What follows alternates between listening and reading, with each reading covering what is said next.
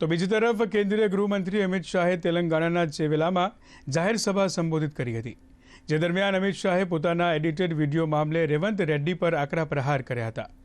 તેલંગાણામાં ચોથા તબક્કામાં 17 બેઠકો પર મતદાન થવાનું છે, ત્યારે હૈદરાબાદમાં પત્રકાર પરિષદને સંબોધી હતી, જેમાં તેમણે જીતનો વિશ્વાસ વ્યક્ત કરતા કહ્યું હતું કે ચોથા તબક્કામાં આંધ્રપ્રદેશ અને તેલંગાણામાં એનડીએ બધી જ બેઠકો પર જીત મેળવશે। તેલંગાણામાં ભાજપ 10થી વધુ બેઠકો પર જીત મેળવશે।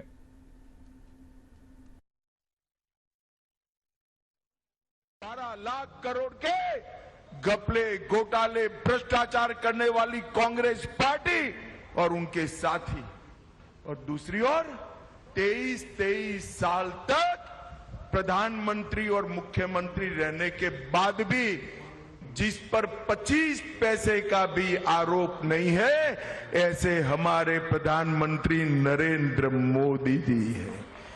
एक और, गर्मी थोड़ी बढ़ते ही थाईलैंड और बैंकॉक में छुट्टी मनाने वाले राहुल गांधी, और दूसरी ओर 23 साल तक दीपावली की भी छुट्टी लिए बगैर दीपावली के दिन सरहद पर जवानों के साथ दीपावली मनाने वाला नरेंद्र मोदी है।